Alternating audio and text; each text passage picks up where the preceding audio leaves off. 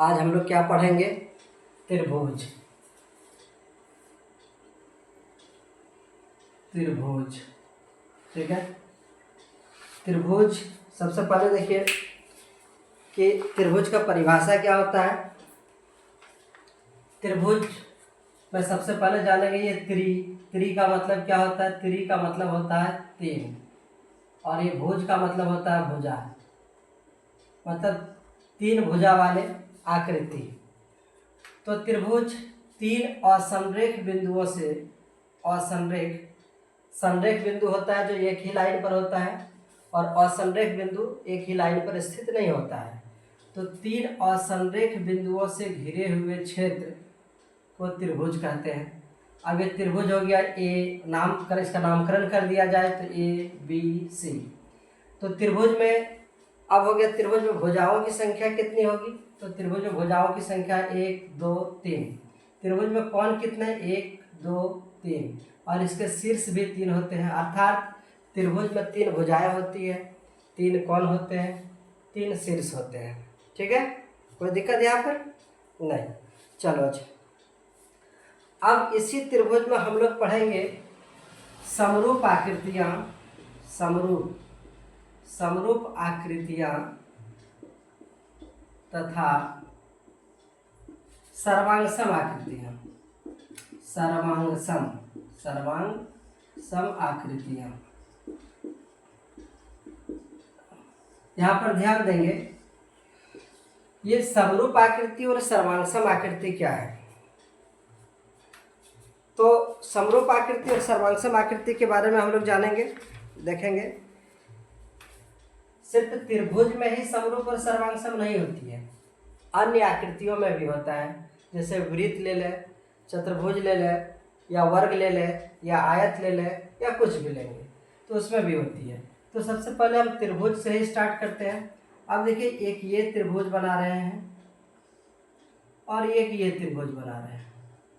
ये दोनों समरूप हो गया क्योंकि यह दोनों का रूप एक समान है, ठीक है। और सर्वांगसम का मतलब होता है दोनों का जो माप है, दोनों का जो मेजरमेंट वो इक्वल होना चाहिए। चाहे ये कोण मान लीजिए 50 डिग्री का है तो यह भी कोण 50 डिग्री का होगा, यह कोण 80 डिग्री का है तो ये कोण इसका 80 डिग्री का होगा, ठीक है।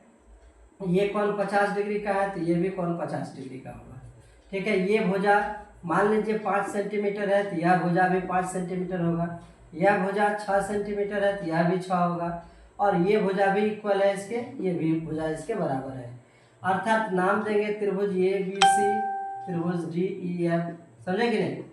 तो यहाँ पे ये हो गया सर्वांगसम, मतलब इसकी सारी चीज बराबर होना चाहिए, और समरूप में एक समान होना चाहिए, पर बराबर होने की कोई आवश्यकता नहीं, एक जैसा दिखना चाहिए, ठीक है। उसको समरूप आकृति कहते हैं, ठीक है। तो यहाँ पे समरूप और सर्वांगसम समझ गए। अब जैसे इसी को थोड़ा सा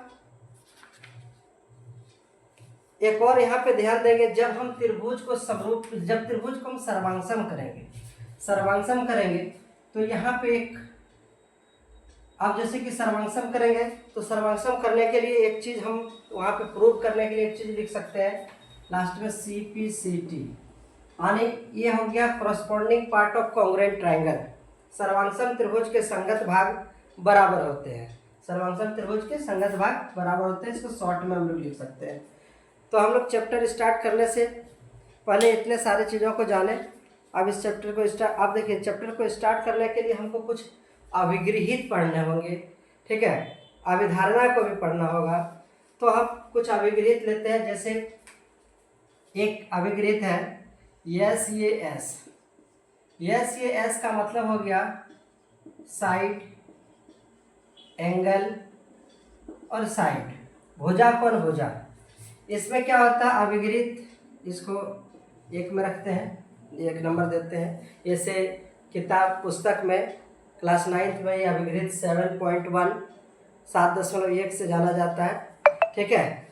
अर्थात यह कहने का कि यदि दो त्रिभुज सर्वांगसम, इसको जरा हम इरेज करते हैं, दो त्रिभुज सर्वांगसम होते हैं, ठीक है ना। जब दो त्रिभुज सर्वांगसम होते हैं तो यदि एक, ठीक है, यदि एक त्रिभुज की दो भुजाएं और उनके संग और उनके अंतर्गत, ठीक है, कोण जो है दूसरे त्रिभुज की दो भुजाएं और उनके कोण के बराबर हो। एक त्रिभुज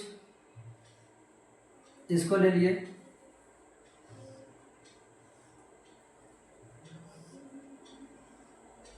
एक त्रिभुज की दो भुजाएं, अब मान लीजिए भुजाएं ए बी डी ई, दो भुजा है, एक भुजा इसको ले लेते हैं बी सी, ठीक है, बी सी और ई एफ।